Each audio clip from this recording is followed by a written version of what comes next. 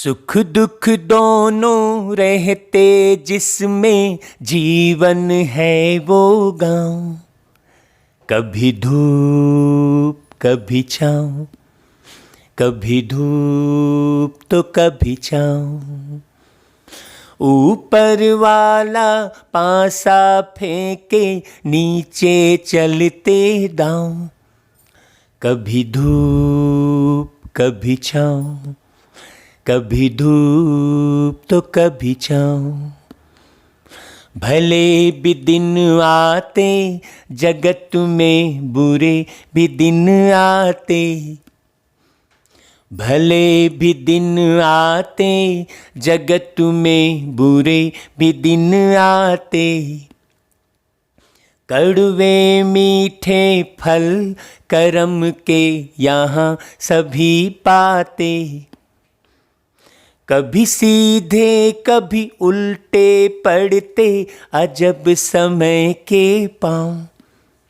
कभी धूप कभी छाँव, कभी धूप तो कभी छाँव।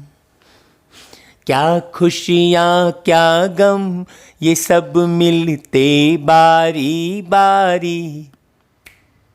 क्या खुशियाँ क्या गम ये सब मिलते बारी बारी। मालिक की मर्जी पे चलती ये दुनिया सारी। ध्यान से रखना जग नदिया में बंदे अपने पाँव। कभी धूप कभी छाँव, कभी धूप तो कभी छाँव। सुख दुख दोनों रहते जिसमें जीवन है वो गाँव। कभी धूप कभी छाँव, कभी धूप तो कभी छाँव। तो मेरे मीठे भाइयों बहनों, सुख दुख दोनों रहते हैं, लेकिन दोनों साथ में नहीं रह सकते। बहुत लोगों ने कह दिया कि सुख दुख तो जोड़ा है। जोड़ा कैसे है भाई? जब सुख होगा तब दुख नहीं होगा, और जब दुख होगा तो सुख नहीं होगा। हाँ, असल में क्या है कि लोगों ने भौतिक साधनों को, रिश्ते नातों को सुख समझ लिया है। है ना भाई? और किसी के गलत व्यवहार में दुखी होते हैं, गलत व्यवहार को दुख समझ लिया है, परिस्थिति को दुख समझ लिया है। जबकि सुख क्या है ये मालूम नहीं है। सुख कब रहता है? सुख रहता है सतयुग में, अर्थात सच्चाई में सुख है। और दुख कब है? झूठ युग में, अर्थात कल युग में, अर्थात झूठ में दुख है। तो सुख कब है? जब आप अपने सत्य स्वरूप को जानते हैं और उस स्वरूप में सदा रहते हैं तो सुख है। और जब आप अपने स्वरूप को भूलते हैं तो दुख है, परेशानी है, भटकाव है। जैसे कोई बच्चा अपना नाम भी भूले, अपने माँ बाप का नाम भी भूले, अपने निवास स्थान को भूले, तो दुखी होता रहेगा ना। एक वीडियो अभी थोड़ी दिन पहले ही आया था, जो एक बच्ची जो है दिल्ली में कहीं भटक गई थी, तो उसका लोग नाम पूछ रहे थे तो नहीं मालूम बोल रही थी, है। उसका निवास स्थान पूछ रहे थे तो नहीं मालूम बोल रही थी, और रो रही थी, दुखी हो रही थी। क्यों? भटक गई थी वो, उसको एड्रेस का भी पता नहीं था। ऐसे ही दुखी होने वाले कौन? हम सब दुखी होने वाले कौन? आत्मा। तो आत्मा अपने घर को भी भूल गई है, अपने स्वरूप को भी भूल गई है कि मैं एक आत्मा हूँ, और अपने बाप को भी भूल गई है, अपने माँ बाप को भी भूल गई है कि परम पिता परमात्मा उसके माँ बाप हैं। इसलिए दुख है। तो दोनों साथ नहीं रह सकते। जब माँ बाप का परिचय मिला, हाँ, सत्य पिता परमात्मा का, बाकी जो ये माँ बाप आपके घर में हैं वो तो कुछ समय के लिए है ना, लेकिन परमात्मा तो सदा ही है ना, अजन्मा है वो।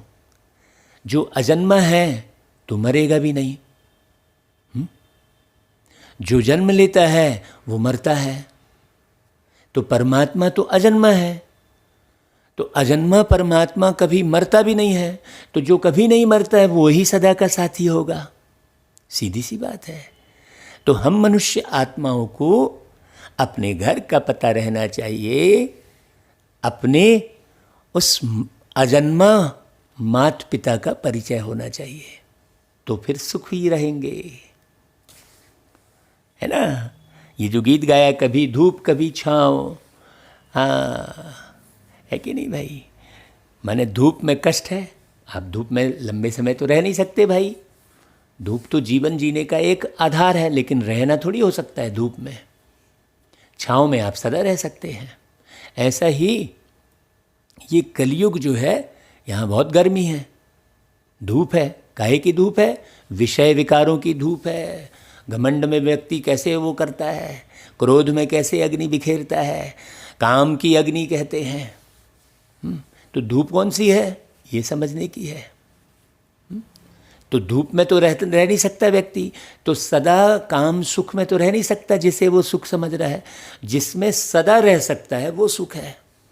आप काम वासना में तो सदा नहीं रह सकते, आप क्रोध में सदा तो नहीं रह सकते, है ना। लेकिन शांति में, आनंद में, प्रेम में सदा रह सकते हैं। तो शांति, आनंद, प्रेम ये है छाँव। और क्रोध, लोभ, मोह, अहंकार, ईर्ष्या, द्वेष ये है धूप। तो अब आप देखो, है ना भाई।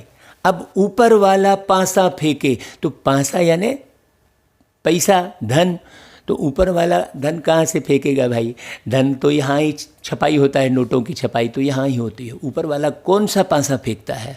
ऊपर वाला ज्ञान देता है नीचे धरती पर आकर।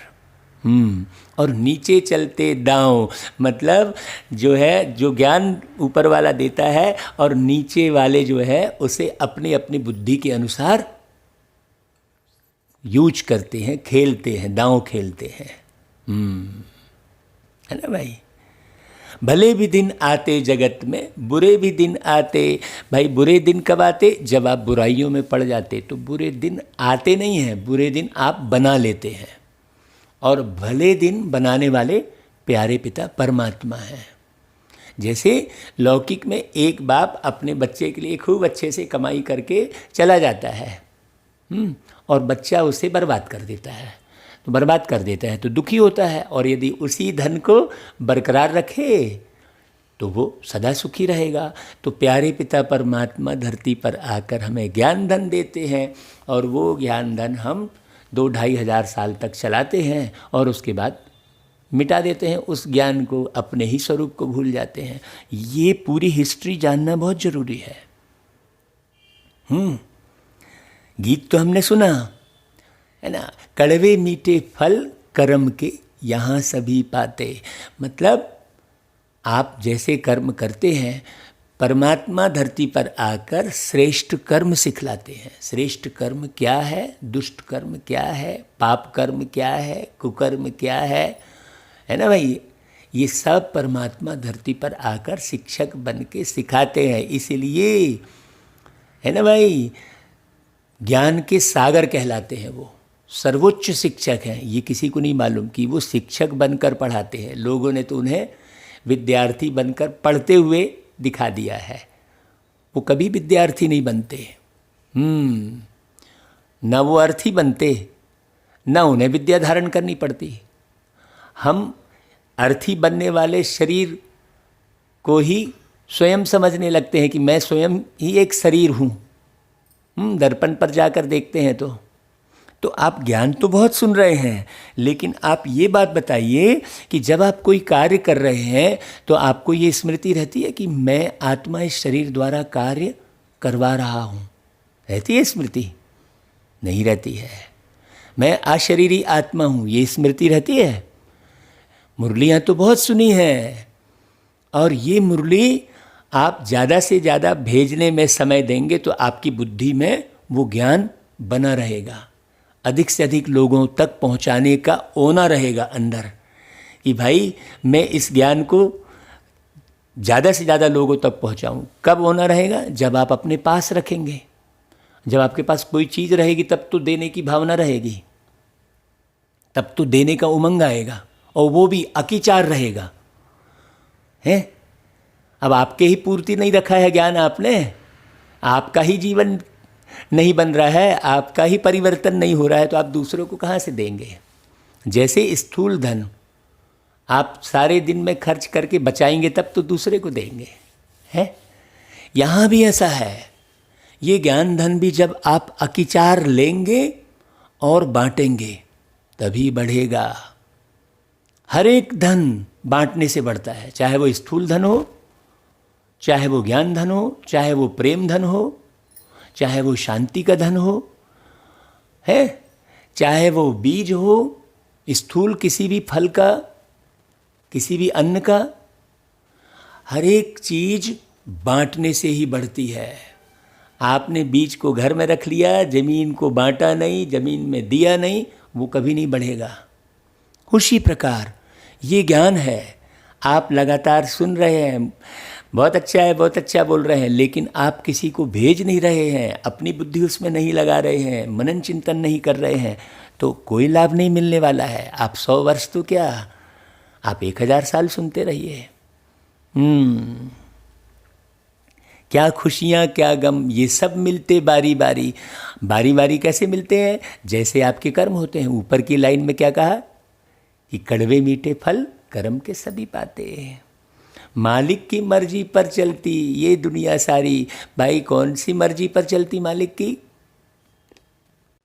हाँ, मालिक की मर्जी। मालिक की मर्जी क्या है कि जैसे तुम कर्म करोगे वैसा फल विधान में मालिक ने रच दिया है। अब तुम्हारे ऊपर है कि तुम कैसे कर्म करोगे। मालिक ना तो सजा देता है, ना तो आपको कोई राजा बनाता है। वो राजा भी आपको अपने कर्म से बनना है, सजा भी आपको अपने कर्म से ही खाना है। ये सिस्टम सेट है, विधान सेट है। उस विधान के बारे में विधाता हमें विधि सिखाता है कि कैसा विधान है, उसे हमें ध्यान से सुनना समझना है। तो बाबा कहते हैं देखो हम कितने भी खराब हुए, लेकिन बाबा आकर, परमात्मा आकर क्या बोलते हैं? मीठे बच्चे। अब आप सोचो, हर एक को आप भी ऐसे मीठे से बोलते हैं? मीठे भाई बोलते हैं क्या?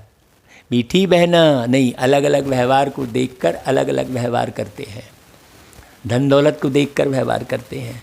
तो पहला शब्द ही फॉलो नहीं कर रहे हैं, तो आगे के शब्द कहाँ से फॉलो कर पाएंगे? सोचने की बात है।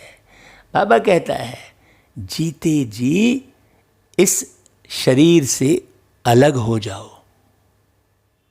है, इस शरीर से अलग हो जाओ मतलब भाई जैसे आप कुर्सी में बैठे रहते हो तो अलग ही रहते हो ना, चिपक थोड़ी जाते हो कुर्सी से। आप वस्त्र पहनते हो तो वस्त्र से अलग ही रहते हो ना। स्वयं को वस्त्र थोड़ी समझने लगते हो। वैसे ही अलग हो जाओ का मतलब इसके भान से परे हो जाओ। स्वयं को शरीर कदापि मत समझो, इस नाम रूप से अलग हो जाओ। हाँ, अशरीरी बन बाप को याद करो, अपने ओरिजिनल स्वरूप को। इसको ही कहा जाता है डेड साइलेंस। आगे मुरली सुनना, बहुत अच्छी बोली है बाबा ने। तुम बच्चे अभी अपना फाउंडेशन मजबूत कर रहे हो। मजबूती किस आधार से आती है भाई? पवित्रता के आधार से। पवित्रता क्या है? अपने को आत्मा समझकर जीवन जीना ही पवित्रता है। आप दर्पण के सामने गए और आप अपने देह के ऊपर आकर्षित हुए, इसका मतलब आप अपने को आत्मा नहीं समझ रहे हैं। बाबा इसलिए इस समय देह के श्रृंगार की मनाही करता है। क्यों? क्योंकि देह का श्रृंगार जैसे ही किया तो आत्मा देह के भान में आ जाती है। सतयुग में देह का श्रृंगार करेगी आत्मा, लेकिन देह के भान में, उन ज्वेलरी के भान में, फैशन के भान में नहीं आएगी। यहाँ तो देह ही दिखाती है आत्मा, है हर एक आत्मा। तो पवित्रता, पवित्रता अर्थात आत्मा समझना अपने को, शरीर नहीं समझना, ये मूल है पवित्रता। जितना जितना आत्मा पवित्र अर्थात सच्चा सोना बनती जाती है, उतनी मजबूती आती है। हाँ, ढीले नहीं होते हैं। हमारे पास कई फ़ोन आते हैं, कहते हैं अरे हमारा संकल्प नहीं टिकता है, हमारा ये नहीं होता है। आप ये तो देखो कि आप अपने को आत्मा कैसे निश्चय कर रहे हो। नहीं तो जरा मैं उदास, हाँ थोड़े से पैसे की कमी आई, बस उदास हो गए। थोड़ा सा अपना काम पूरा नहीं हुआ, उदास हो गए। क्यों? ज्ञान तो सुन रहे हैं, लेकिन मजबूती से उस स्वरूप में स्थित नहीं है। बाबा अभी स्वराज्य का फाउंडेशन इतना मजबूत डालते हैं जो आधा कल्प उस फाउंडेशन को कोई हिला नहीं सकता। स्वराज्य का फाउंडेशन बाबा ने कहा। स्वराज्य मतलब स्वयं पर राज्य करने का फाउंडेशन। अभी कोई भी व्यक्ति स्वयं पर राज्य नहीं कर रहा है, सब दूसरे पर राज्य करने की कल्पना में डूबा रहता है हर एक व्यक्ति। हाँ, घर परिवार में भी, घर परिवार में झगड़े क्यों होते हैं? क्योंकि दूसरे पर शासन चलाने की ही भावना रहती है। बेटा बाप पर शासन चलाएगा, माँ पर शासन चलाएगा। अरे माँ आपको ऐसा नहीं करना चाहिए, अरे पिताजी आपको वैसा नहीं करना चाहिए। तो बाप बेटे पर शासन चलाएगा। एक ज्ञान स्वरूप होकर सारे मिलकर और सत्संग करें घर में रोज, ऐसा कोई घर नहीं होगा, एक भी घर जो सच्ची बातों पर विचार विमर्श करे आपस में बैठकर, माँ बेटे भाई बहन सब मिलकर, हैं। और ये जो YouTube पर सत्संग प्रतिदिन प्रसारित कर रहे हैं, इसे पूरा परिवार सुन रहा हो, ऐसा बहुत रेयर में कोई होगा। और इस दिशा पर कोई आगे बढ़ा रहा हो कदम। तो मीठे मीठे भाइयों बहनों, जितने लोग भी आप इस मुरली को सुन रहे हैं, इसे ज़्यादा से ज़्यादा लोगों तक भेजने का पुरुषार्थ करें। ज़्यादा से ज़्यादा लोग सुने, आपस में घर में सत्संग करें, कहीं बाहर जाने की आवश्यकता नहीं पड़े। क्योंकि सबसे बड़ा सत्य तो एक परमात्मा है और ये मुरली उन्हीं की है। तो स्वराज्य का फाउंडेशन प्यारे पिता परमात्मा इतना मजबूत डालते हैं जो आधा कल्प उस फाउंडेशन को कोई हिला नहीं सकता। हाँ, अब तुम कैसे राज्य कर रहे हो? तुम्हारे आंखों में आंसू आ गए दुख के, तो तुमने अपने नैनों पर राज्य किया क्या? जरूर नैनों से कुदृष्टि डाली है ना भाई, है भाई। कानों से किसी की निंदा सुनी, मुख से निंदा की, तो क्या हुआ? हम क्या हुए? स्वराज्य कहलाया हमारा? नहीं कहलाया। अभी तो लोग स्वराज्य मतलब पूरे देश के हिसाब से सोचते हैं। स्वराज्य मतलब स्वयं का राज्य, स्वयं पर राज्य। तो तुम्हारे राज्य को कोई छीन नहीं सकता। फाउंडेशन मजबूत हो जाएगा तो तुम, फाउंडेशन मजबूत कैसे होगा? देखो, गीत बजा है ओम नमो शिवाय, ओम शांति। बाबा कहते हैं मुझे याद करो अर्थात अशरीरी बनो, अर्थात डेड साइलेंस। हाँ, जैसे मनुष्य मरते हैं तो डेड साइलेंस हो जाती है, उस स्थान पर होती है ना। मतलब एक आत्मा जब शरीर के भान से मुक्त होती है तो कितना साइलेंस हो जाता है। भाई शरीर छोड़ा अर्थात शरीर के भान से मुक्त हो गया। अब वो उस नाम रूप में फंस के कुछ भी नहीं कर सकता। अब वो लेन देन, ये वो बोलचाल, क्रोध, है ना, लोभ, कुछ नहीं कर सकता। जब तक शरीर में है तब तक उसके घेरे में है। तो जैसे ही शरीर छोड़ा तो डेड साइलेंस हो जाती है, वैसी अवस्था कहते हैं इनका शरीर शांत हो गया। शरीर आत्मा अलग अलग हो गई, शरीर अलग हो गया, आत्मा अलग हो गई, खत्म हो गया कहते हैं। यहाँ भी तुम बच्चे जब बैठते हो तो इसको डेड साइलेंस कहा जाता है। तुम्हारे लिए सारी दुनिया खत्म हो गई जैसे। भाई एक व्यक्ति शरीर छोड़ा तो उसके लिए तो दुनिया गई ना। तो वो अवस्था बैठे बैठे बनानी है तो फाउंडेशन होगा। जीते जी अशरीरी बन जाओ, बाबा कह रहा है। हाँ, अपने को आत्मा समझो और बाप को याद करो। अब हमारे पास बहुतों के फ़ोन आते हैं, देखो भाई मेरे पापा जी बहुत तबीयत ख़राब है, वो बचेंगे कि नहीं बचेंगे, भाई जी ज़रा देख के बताइए, ऐसा फ़ोन आते हैं। तो हम कहते हैं कि देखो तुमने ज्ञान सुना है, समझा है, बचेंगे कि नहीं बचेंगे का मतलब क्या हुआ, वो तो सदा ही बचे हुए हैं। हाँ, अब बीमार हैं बहुत तो शरीर तो छोड़ेगी ही आत्मा, लेकिन बुद्धि उस आत्मा के साथ बंधी होने के कारण फिर आगे समस्या कौन सी खड़ी हो जाती है? आगे ये समस्या खड़ी हो जाती है कि वो आत्मा भी चैन से अलग दूर परमात्मा के पास नहीं जा पाती है। तुम याद करते हो रिश्तों को तो बहुत ज़्यादा, तुम्हारी याद से याद मिलती है, कनेक्शन जुड़ता है। कोई किसी को याद करता है तो कहता है जी हम अभी अभी, और वो पहुंच जाता है तो कहते हैं अरे अभी हम आपको याद कर रहे थे, अब बिल्कुल आपकी बहुत लंबी उम्र है, ऐसा कहते हैं, और वो पहुंच जाता है। तो याद के आधार पर सारा खेल होता है ना। तो आप रिश्ते नातों के साथ जुड़े रहते हो, इतने गहरे से बंधे रहते हो, तो वो आत्मा भी मुक्त नहीं हो पाती है, परमात्मा के पास नहीं जा पाती है। तो वो आत्मा क्या करती है फिर? क्योंकि आप आत्मा उससे बहुत मोह रखे हुए हो, लगाव रखे हुए, तो वो आत्मा फिर आपके ही शरीर में घुस जाती है। तो जो बीमारी के भान में वो आत्मा थी शरीर में, उसी भान में तुम्हारे शरीर में बैठकर रहती है, तो तुम्हें भी वो बीमारी की फीलिंग आने लगती है। ये बड़ी गहरी बात है, याद अच्छे से समझना। इसलिए बाबा प्रतिदिन की मुरली में कहते हैं अपने को आत्मा समझ, मुझ बाप को याद करो, क्योंकि बाबा अशरीरी है। बाबा किसी देह नाम रूप में नहीं बंधा है,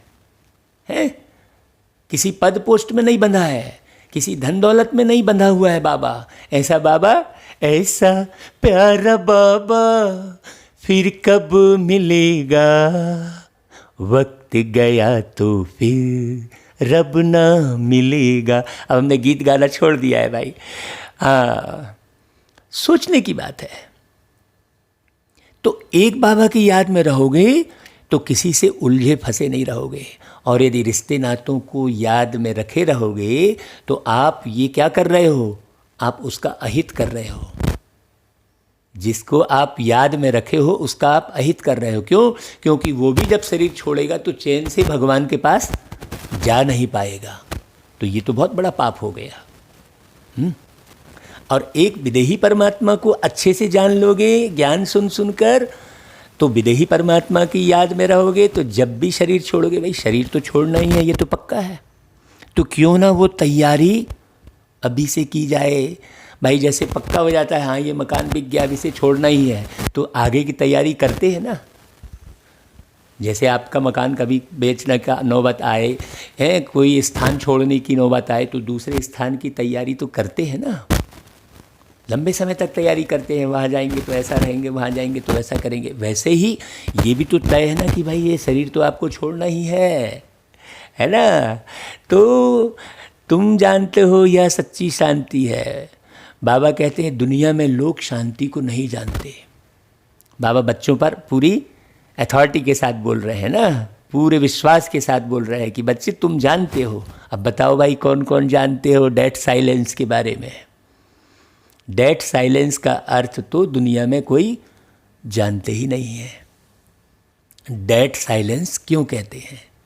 याद दिलाते हैं वह मर गया, शांत हो गया। तुम भी मर जाओ, तुम भी शांत हो जाओ। ऐसा कोई बोलेगा क्या?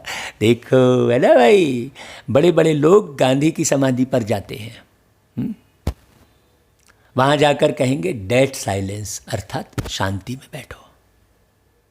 भाई किसी भी मज़ार में जाते हैं तो सब लोग शांति में बैठते हैं ना, ऑटोमेटिक वहाँ सब चुप हो जाते हैं, बिल्कुल शांत हो जाते हैं। किसी भी मज़ार के पास आप जाकर देखना तो बड़ी शांति महसूस होगी। क्यों? क्योंकि वो आत्मा बिल्कुल अशरीरी शांत में है। अब यहाँ तो लोग जो है उल्टा सीधा बोलने शुरू कर देते हैं। आप मंदिर में जाते हो तो शांति क्यों महसूस होती है? क्योंकि जिसकी मूर्ति सामने रखे हो वो बिल्कुल शांत है, अशरीरी है, वो साकार में नहीं है, हैं? तो आपको उसकी मूर्ति को देखकर शांति आने लगती है मंदिर में। क्यों? क्योंकि वो शांत है, अशरीरी है। कितना सुंदर उदाहरण दिया बाबा ने।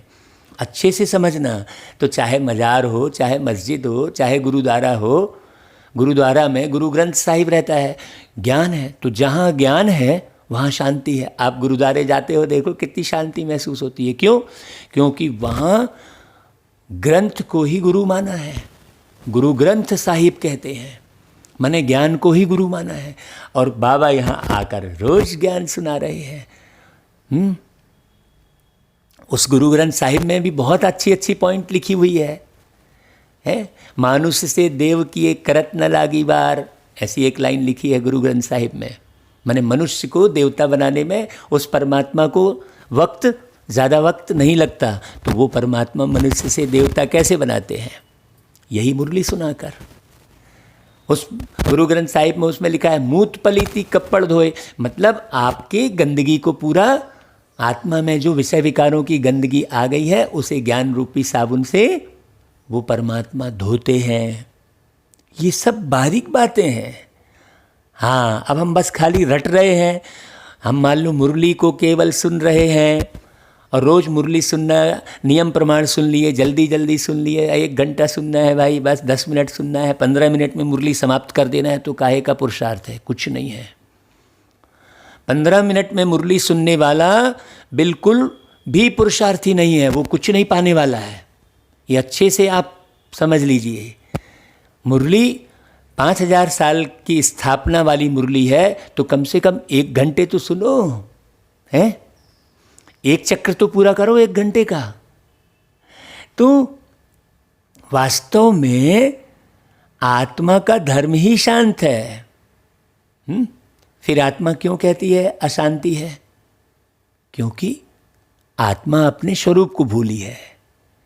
अशरीरी हो बैठ जाओ।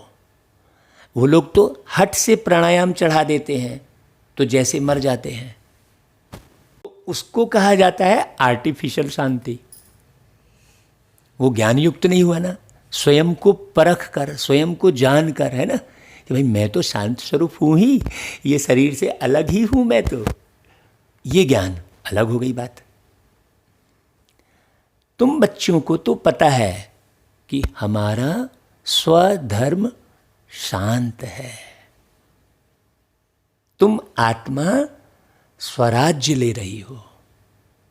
बहुत गहरे गहरे समझना अच्छे से। आत्मा ही सब कुछ बनती है।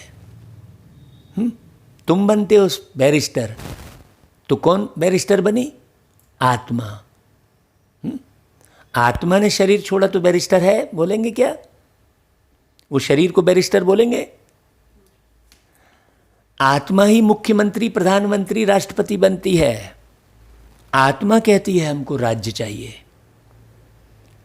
आगे भी राज्य लिया था बाप से, अब फिर लेने आए हैं। मनुष्य देह अभिमान में है तो दुख में है, वही शुरू में समझाया। असत्य में है तो दुख में, और सत्य में है तो सुख में है। अभी तुम समझते हो कि हम आत्मा हैं, अपने परमपिता परमात्मा से स्वराज्य लेने आए हैं, मतलब स्वयं पर राज्य करने की विधि सीखने आए हैं। जो स्वयं पर राज्य करेगा वो दूसरों पर भी बहुत अच्छे से बड़े प्रेमवत राज्य कर सकता है ना भाई? तुम आत्मा को राजाई चाहिए। इस समय आत्मा स्वराज्य मांगती है बेहद के बाप से। लोकमान्य तिलक ने कहा ना, स्वराज्य हमारा जन्म सिद्ध अधिकार है, लेकिन उसका अर्थ नहीं समझे लोगों ने। हाँ, तो श्री कृष्ण को तो स्वराज्य था, फिर गुम हो गया। भाई द्वारकाधीश कहते हैं श्री कृष्ण जी को, फिर गुम हो गया ना। अभी तो श्री कृष्ण जी का राज्य नहीं है ना। परमात्मा तो कोई राज्य करते ही नहीं है यहाँ धरती पर। भगवान तो राज्य करते ही नहीं है। अगर भगवान का राज्य चलने लगे तो वो राज्य कभी खराब ना हो, लेकिन भगवान तो राज्य करते ही नहीं है। न भगवान जन्म लेते हैं न जन्म लेते न मरते, वो तो राज्य करना सिखाते हैं। तो श्री कृष्ण जी का भी राज्य था, अभी गुम हो गया। मतलब फिर श्री कृष्ण कौन हुए? एक आत्मा ही हुए ना भाई। अब बाप आकर तुम आत्माओं को राज्य देते हैं, जिसको राजयोग कहा जाता है। परमपिता परमात्मा राजयोग सिखाते हैं। योग मतलब विधि। अब योग का अर्थ यहाँ क्या हो गया? सिस्टम। हाँ, है ना भाई, बहुत गहरी बात है। मनुष्य देह अभिमानी होने के कारण कहते हैं मैं फलाना हूँ। मैं देह को ही समझ लेते हैं। वास्तव में मैं आत्मा करती है शरीर में बैठकर। आत्मा कहती है मैं यह चीज़ उठाता हूँ। फीमेल कहेगी मैं उठाती हूँ। वास्तव में आत्मा तो सब मेल ही है। आत्मा आत्मा, भाई भाई कहते हैं, तो भाई भाई मतलब सब मेल हुए। मैं आत्मा बाप का बच्चा हूँ। आत्मा कहती है बाबा हम आपसे स्वराज्य ले रहे हैं। आत्मा को स्वराज्य देते कौन है? परमात्मा। नहीं तो आत्मा खुद ही भूली हुई है। किसी को भी कोई से भी पूछोगे तो वो नहीं बोलेगा कि मैं आत्मा हूँ। भक्ति और ज्ञान में देखो कितना फर्क है? शिव का मंदिर भी होता है, सबसे जास्ती घंटे भी शिव के मंदिर में बजते हैं। हाँ, उनको जगाते हैं, जगाते तो सबको हैं। सवेरे सवेरे बैंड बाजे बजते हैं। यहाँ बाप बच्चों को जगाकर देवता बनाते हैं। घंटे आदि बजाने की तो कोई बात ही नहीं है। समय का महत्व तो समझाते हैं घंटों का, है ना भाई। बाकी वो घंटे बजाने की बात नहीं है। बाबा घंटे का ज्ञान सुनाते हैं, समय का घंटा, है ना भाई।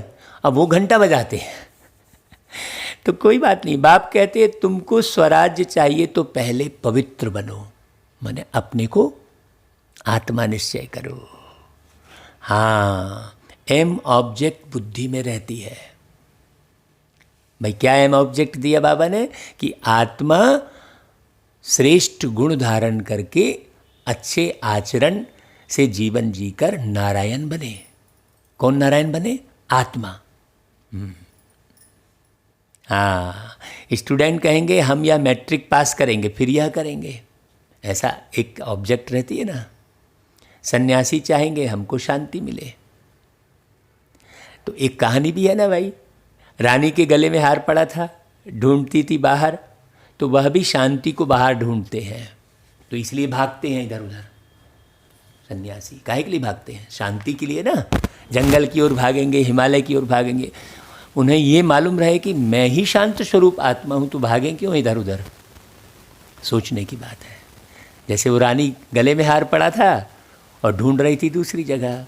जैसे मृग का उदाहरण देते हैं कि कस्तूरी की खुशबू उसके अंदर ही है, लेकिन भागती फिरती है, कहाँ से खुशबू आ रही है?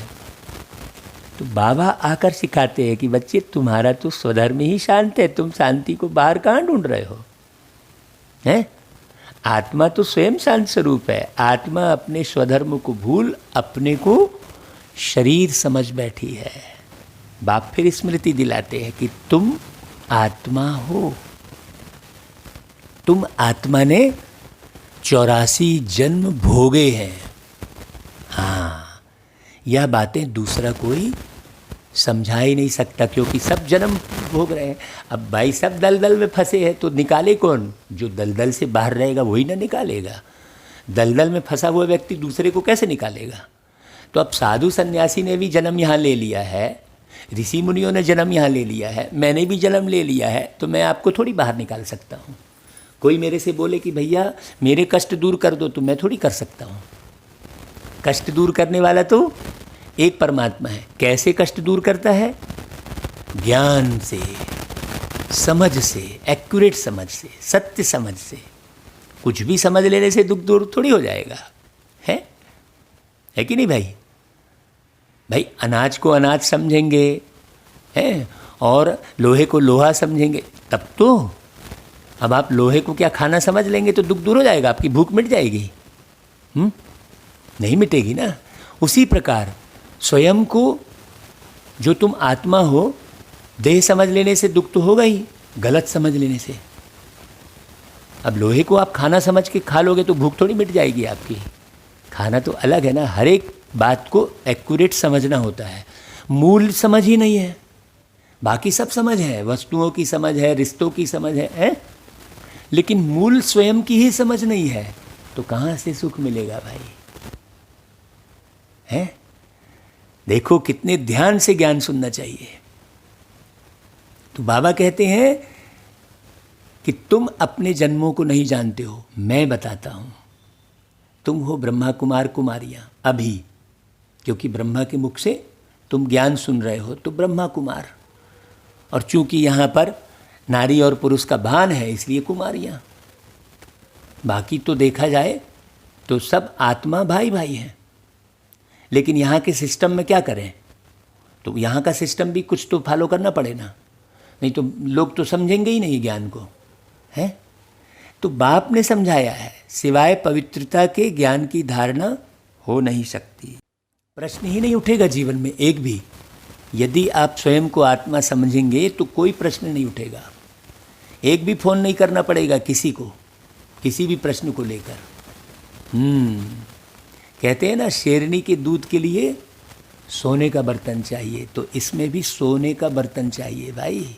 माने बुद्धि सोने के समान प्योर होनी चाहिए। अब बुद्धि भटक रही है इधर उधर, देह में भटक रही है। आत्मा बाप को याद करने से सोना बन जाती है। बाप भी सच्चा सोना है। आत्मा बाप को याद करती है तो ज्ञान आ जाता है।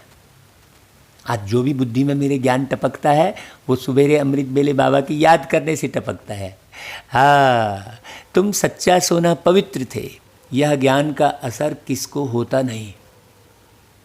बाप कहते हैं, मैं तुम आत्मा को स्वराज्य देता हूँ। यह स्वराज्य मिलेगा तब जब पुरानी सृष्टि का अंत और नई सृष्टि की आदि होगी। तो पुरानी सृष्टि का अंत कैसे होगा? दृष्टि से। आपका जब दृष्टिकोण बदलेगा। अब आपका दृष्टिकोण ही नहीं बदला है, आपकी सोच ही नहीं बदली है, तो पुरानी सृष्टि का अंत कहाँ से होगा?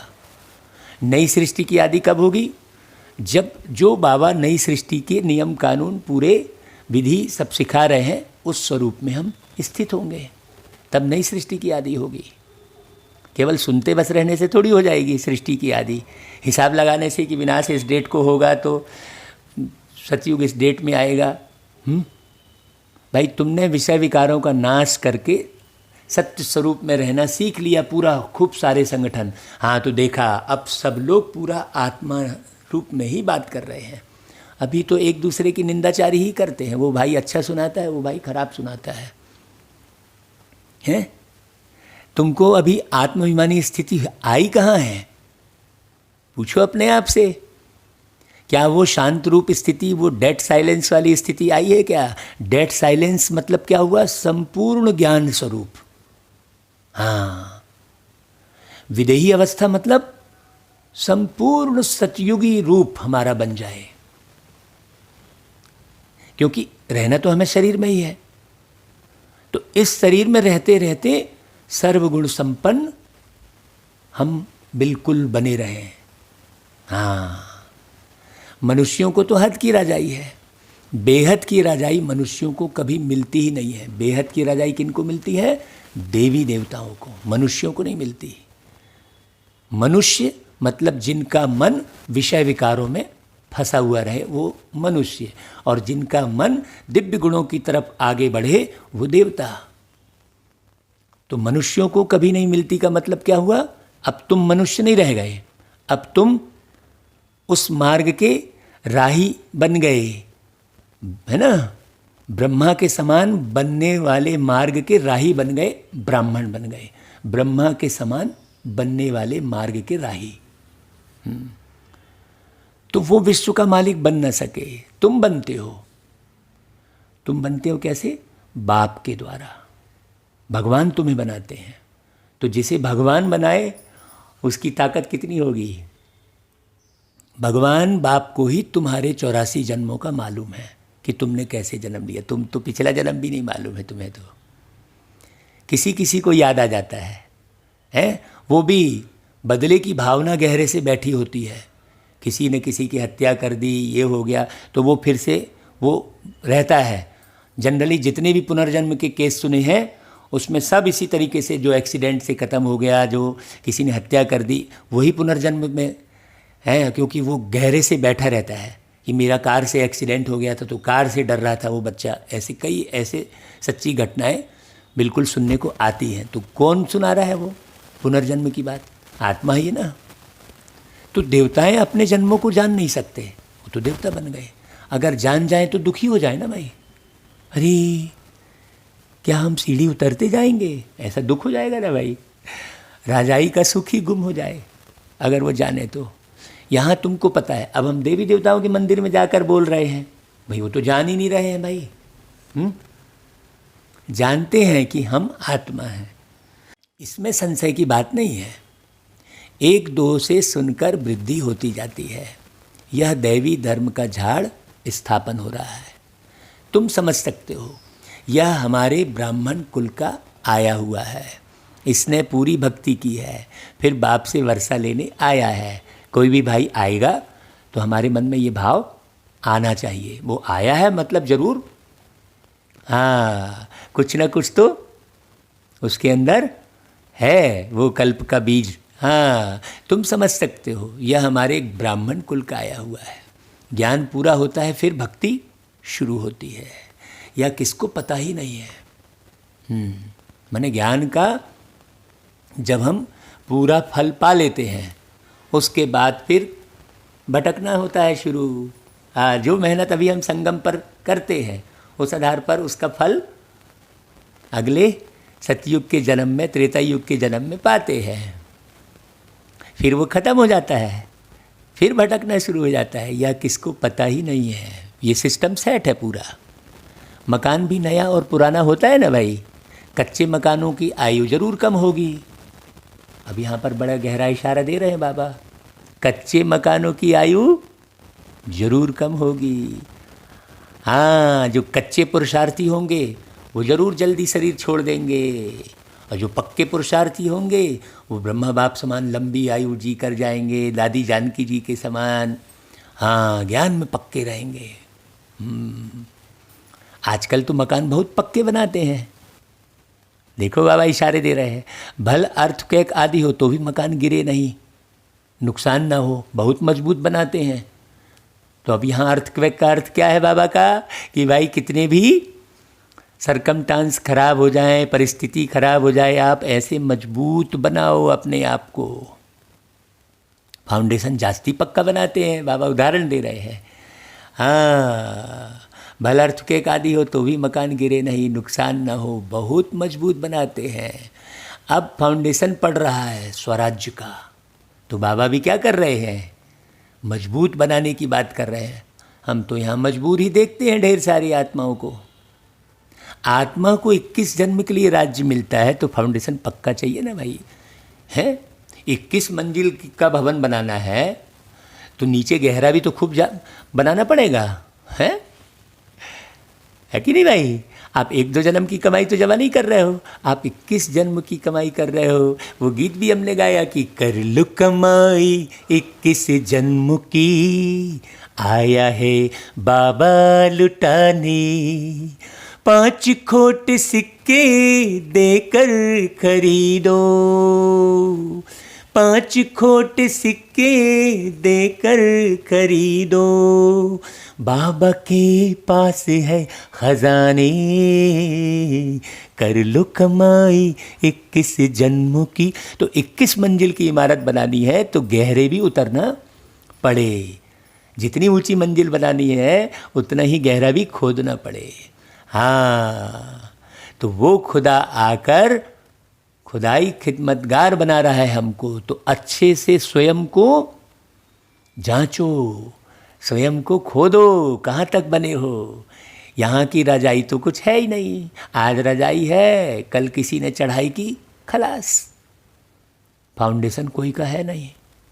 हाँ, मनुष्य का भी फाउंडेशन नहीं, आज है कल मर जाए, भय में है पूरा, ज्ञान तो है ही नहीं आत्मा का। जिसको आत्मा का ज्ञान नहीं रहेगा वही भयभीत होगा। अभी तुम्हारा फाउंडेशन बाबा पक्का डाल देते हैं तो 21 जन्म तुम राज्य भाग्य पाते हो। तुम्हारी राजाई का पक्का फाउंडेशन पड़ता है, तुमको कोई भी धरती का तूफान हिला ना सके। भूकंप आए, सुनामी आए, तुम्हें डर लगेगा, लेकिन दुनिया वाले तो हाहाकार करेंगे और तुम चुपचाप शरीर छोड़ देंगे। लेकिन ऐसी पक्की स्थिति बनाई है क्या? अभी घर का रिलेटिव कोई जो है मरता है तो कैसे दुखी हो जाते हो। सोचो, चाहे वो लौकिक परिवार का शरीर छोड़े चाहे अलौकिक का। अलौकिक परिवार में भी एक दूसरे से बहुत गहरा मन का लगाव हो जाता है तो आंसू बहाने शुरू कर देते हैं। तो ज्ञान नहीं है ना। गीता में भी कहते हैं बाबा हमको स्वराज्य देते हैं जिसको कोई ले ना सके, गिरा ना सके। ऐसी बादशाही देते हैं जो जरा भी दुख की बात नहीं रहती है। हाँ, अभी तो एक सदस्य दूसरे से कहीं दूर जाता है तो भी बड़ा दुख होता है, आंसू आते हैं। अरे भाई, बड़ी समझने की बात है, आत्मा को कितनी खुशी होनी चाहिए। निश्चय तो है ना, बाबा पूछ रहा है। निश्चय नहीं है तो स्वर्ग में चलने के लायक नहीं। इतने ढेर ब्रह्मा कुमार कुमारियाँ वृद्धि को पाते रहते हैं, लेकिन सब थोड़ी चले जाएंगे भाई। तुम जानते हो, ज्ञान सागर पतित पावन हमको पढ़ाकर राजयोग सिखा रहे हैं। वह फिर कह देते हैं कृष्ण ने सिखाया अर्जुन को। वो एक अर्जुन और एक कृष्ण कह देते हैं। अब यहाँ पर कृष्ण भी पढ़ाई पढ़ रहे हैं, अर्जुन भी पढ़ रहे हैं। ये बात बिल्कुल किसी को नहीं मालूम है। वो भीम भी पढ़ रहा है, नकुल भी पढ़ रहा है, सहदेव भी पढ़ रहा है, सब लोग पढ़ रहे हैं। है कि नहीं भाई? वो मीराबाई भी पढ़ रही है। बहुत गहरी बात समझना अच्छे से। जितने भी आप महारथी सुने हो दुनिया में, महात्मा सुने हो, वो सब बाबा से पढ़ाई यहीं पढ़े हैं और ये वही पढ़ाई है। या कैसे समझे, शिव बाबा ने मनुष्य तन में आकर सिखाया। लोग हमें ये बहुत ऑनर रहना चाहिए भाई। भारत ही पवित्र था, अब अपवित्र पतित है। देवताओं के आगे जाकर उन्हों की महिमा गाते हैं। शिव के आगे कभी ऐसा नहीं गाएंगे तुम सर्वगुण संपन्न 16 कला संपूर्ण हो। शिव की महिमा अलग है, क्योंकि वो तो सागर है ना सब में। वो ज्ञान के सागर हैं, पतित पावन हैं, सर्व की सदगति करने वाले हैं, सर्व की झोली भरने वाले भोलानाथ कहते हैं कि सबको एक सा बिल्कुल देते हैं, जो जैसा पुरुषार्थ करे ले ले। अब बादल तो सब जगह एक सा बरसते हैं, जो पानी को रख ले। हाँ, अभी रेन वाटर हार्वेस्टिंग कहते हैं भाई, आप मत गंवाओ उसको, तो आपके काम आएगा भाई। ऐसा ही ज्ञान बाबा एक सा लुटाते हैं सबको। भोलानाथ बाबा, सुन लो भाई सब। बाबा ये थोड़ी देखते तुम चोर हो, चंडाल हो, क्या हो, नहीं देखते, सबको एक सा सुनाते हैं। ऐसे बाप को सब भूले हुए हैं। परम पिता परमात्मा को बुलाते हैं कि आकर दुख हरो, सुख दो। सुख करता दुख करता तो एक ही है ना, उनकी ही श्रेष्ठ मत है। सबका मालिक एक बोलते हो ना, तो आकर सुनाएंगे, पढ़ाएंगे ना। अब आप इसमें भी नुक्ताचीनी निकालते बैठे रहोगे, इसका मतलब आप समझे नहीं हो बिल्कुल भी। वह है श्री श्री भगवान की मत, जिससे तुम बच्चे भी श्रेष्ठ बनते हो। गवर्नमेंट भी कहती है कि भ्रष्टाचारी दुनिया है। अब श्रेष्ठ कौन बनाए? है कोई नज़र आ रहा है क्या? जो श्रेष्ठ बना सके? कोई राजनीति में नज़र आ रहा है, कोई धर्म पे नज़र आ रहा है, कोई ऐसा व्यक्ति है ही नहीं, एक भी पता ही नहीं पड़ता है कि कौन बनाए। समझते हैं साधु लोग बनाएंगे, परंतु वह तो श्रेष्ठ बना नहीं सकते। यह तो बाप का ही काम है ना। पहले एक राजा के हुक्म पर चलते थे, सतयुग में तुमको वजीर आदि कोई भी नहीं है, बादशाह में भी ताकत रहती है, वजीर का नाम गाया ही नहीं जाता। फिर तो बीरबल को ज़्यादा बुद्धिमान बोल रहे हैं, स्पष्ट दिख रहा है? हाँ, बहुत गहरी बात है। तुम समझते हो हमने विश्व का मालिक बन राज्य चलाया था, ये समझ आई है क्या? ये गहरे बैठे हैं क्या बुद्धि में कि हमने मालिक बन राज्य चलाया था? ये स्मृति आ रही है? केवल सुनने से थोड़ी बनेगी बात, ऐसे ही जाकर चलाना है जैसे चलाया था। बरोबर सतयुग में लक्ष्मी नारायण का राज्य था ना, तो वो लक्ष्मी नारायण कौन थे? ये नशा आ रहा है कि भाई हम ही थे। जब वैसा पुरुषार्थ होगा तो फिर वैसा नशा आएगा। हर एक को अपनी अपनी राजधानी मिलेगी, कृष्ण को अपनी राजधानी होगी, दूसरे भी राजाएं होते हैं ना, कम से कम 8 तो है ना, फिर 8 हैं, वह 108 हैं, आगे चल पता पड़ जाएगा भाई। ऐसे नहीं कि जो पिछाड़ी में ज्ञान देना है वह अभी देंगे, जो जिएंगे बाप ज्ञान देते रहेंगे, और तुम यहाँ से देह अभिमान में मर गए जाके तो क्या ज्ञान मिलेगा? बाबा को तो देना ही है, ड्रामा में नून है बाबा कह रहा है, परमात्मा का भी पार्ट है, हमेशा थोड़ी एक सा पार्ट रहेगा। सूर्य थोड़ी पूरे दिन डूब जो है रात में भी उगा रहता है, थोड़ी सूर्य उगा रहता है, तो कलयुग में फिर वो ज्ञान सूर्य कैसे आएगा? सोचने की बात है। कलयुग रात और सतयुग सवेरा। हाँ, बहुत गहरी बात समझने की है भाई। जैसे ही सूर्य उगता है तो एकदम से तेज प्रकाश थोड़ी हो जाता है, तो वैसे ही ज्ञान सूर्य जब आते हैं तो एक साथ पूरा ज्ञान थोड़ी पूरा हो जाता है। दिन प्रतिदिन समझाते रहते हैं। बाप कहते हैं आगे चल तुम बहुत समझने वाले हो। हाँ, यह भी पता चले कि हम वहाँ राजधानी कैसे करते हैं, स्वयंवर कैसे होता है। तुम ध्यान में जाते हो, वैकुंठ में जाकर देखते भी हो कैसे वहाँ सोने के महल है, सोना ही सोना है। अपने को पारसपुरी में देखते हो, सोने की ईंटों के मकान बन रहे हैं। समझते हैं थोड़ी ईंटें ले जाएंगे, फिर उतरते हो तो अपने को यहाँ देखते हो, ध्यान में जाते हो तो। मीरा भी ध्यान में अपने को रास करते कृष्ण के साथ देखती थी। देखो मीराबाई का नाम लिए और देखो मीराबाई का नाम आ ही गया मुरली में। तुम सूक्ष्मतल में जाते हो, वहाँ हड्डी मांस नहीं होता, फरिश्ते बन जाते हो। हाँ, माने हड्डी मांस का कोई भान नहीं, तो जीते जी आप फरिश्ते बनो, हड्डी मांस का भान बिल्कुल न रहे। ब्रह्मा का भी सूक्ष्म शरीर देखने में आता है, यही फरिश्ता बन जाते हैं। तुम बगीचा आदि देखते हो, यह बाप साक्षात्कार कराते हैं पक्का कराने के लिए। तुम कहते हो बाबा हमको शुभी रस पिलाते हैं, अब सूक्ष्म वतन में तो पिला न सके। फल फूल बैकुंठ में बड़े फर्स्ट क्लास होते हैं, तो कहाँ पियोगे आप शुभी रस? सतयुग में। हाँ, सूक्ष्म वतन में तो बगीचा नहीं होगा। तुम बताते हो कि बगीचे में गए, फिर वहाँ प्रिंस था, वह तो बैकुंठ हो गया ना। बैकुंठ के वैभव यहाँ मिल न सके, वहाँ तो फर्स्ट क्लास वैभव होते हैं। बाप कहते हैं हम तुमको बैकुंठ का मालिक बनाते हैं। श्री कृष्ण जी कहाँ के मालिक थे? बैकुंठ के मालिक थे। यहाँ तो दुख ही दुख है। कोई ऐसा मनुष्य नहीं जो ऐसा ना कहे कि हे भगवान दुख से छुड़ाओ। हाँ, किसी को बीमारी है, खूब धन है, लेकिन शरीर ही सुखी नहीं है। शुगर का पेशेंट है तो ब्लड प्रेशर है तो जमाने भर की बीमारी है। यहाँ दुख में ही याद करते हैं। कृष्ण के पुजारी कहेंगे कृष्ण कृष्ण कृष्ण कहो, हनुमान के पुजारी कहेंगे हनुमान जी की जय बोलो। है यहाँ बाप कहते हैं निरंतर मुझ बाप को अशरीरी होकर याद करो। बिल्कुल अलग बात हो गई ना। ऐसा याद करो जो अंतकाल कोई की स्मृति ना आए। काशी कलवट खाते थे। काशी कलवट में क्या होता है कि एक कुआं होता है, उसमें छलांग मार के गर्दन कट जाती थी, तो सोचते थे हम महाकाल के हो गए, भगवान शिव के पास पहुंच गए, ऐसा सोचते थे। अरे भाई, शरीर थोड़ी मारने की बात है, उसमें किए हुए पापों की ऐसी महसूसता आती है जैसे जन्म जन्मांतर की सजाएं भोगते हैं। बहुत पाप किए हैं, इसको ही कहा जाता है पाप आत्माओं की दुनिया। हाँ, आत्मा पापी है, आत्मा ही बाप को बुलाती है, हे परम पिता परमात्मा, हे परम धाम के रहने वाले शिव बाबा। उनका असली नाम तो एक ही है ना, तो उसी नाम से पुकारो ना भाई आप। वह है आत्माओं का बाप।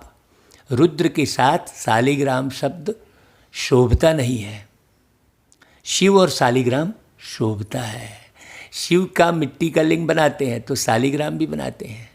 पतित पावन तो वही है ना, शिव का भी मिट्टी का लिंग क्यों बनाते हैं? क्योंकि शिव बाबा भी इस मिट्टी के तन में आते हैं और हम आत्माएं भी इस मिट्टी के तन में आते हैं। एकदम सिंपल सी बात है।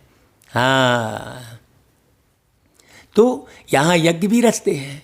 भारत सबसे ऊंच है परंतु देवता धर्म को भूल गए हैं। तुम्हारा आदि सनातन देवी देवता धर्म है, वह तो चला आना चाहिए। हिंदू कोई धर्म थोड़े ही है। अब आप खुद सोचो भाई, हिंदू का कोई धर्म पिता है क्या? हाँ, हिंदुओं का परम पिता है।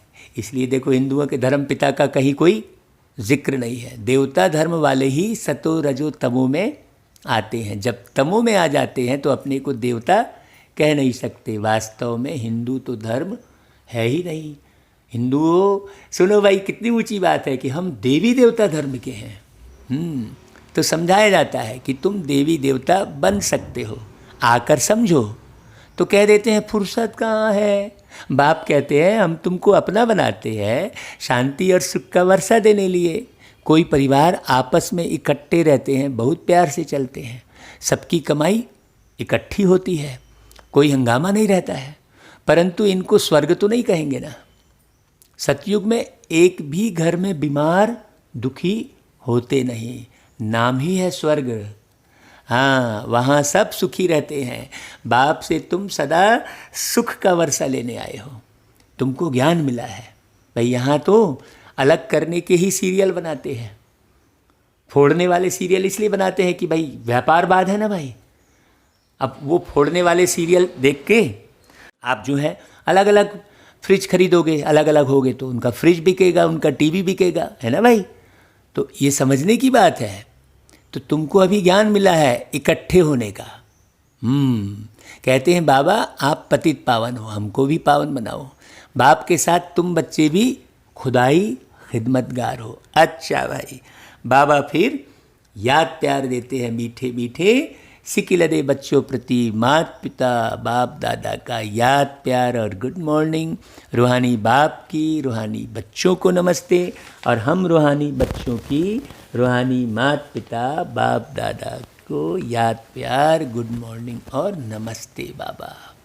देखो भाई, धारण करने के लिए सार, स्वराज्य लेने के लिए पवित्रता का फाउंडेशन अभी से मजबूत करना है। तो हमेशा अपने को आत्मा समझो। जैसे बाप पतित पावन है, ऐसे बाप समान पावन बनना है। हर एक बात में आत्मा समझने पर सब कुछ हो जाएगा। अपने शांत स्वधर्म में स्थित रहना है। जितना हो सके देह अभिमान छोड़ देही अभिमानी रहना है। डेड साइलेंस अर्थात अशरीरी रहने का अभ्यास करना है। यदि आप ऐसा करेंगे तो आप थकेंगे नहीं। अच्छा भाई, फिर वरदान। अपने अनादि आदि स्वरूप की स्मृति से निर्बंधन बनने और बनाने वाले मर जीवा भव। जैसे बाप लोन लेता है, बंधन में नहीं आता, ऐसे आप मरजीवा जन्म वाले बच्चे शरीर के संस्कारों के स्वभाव के बंधनों से मुक्त बनो। जब चाहें जैसे चाहें वैसे संस्कार अपने बना लो।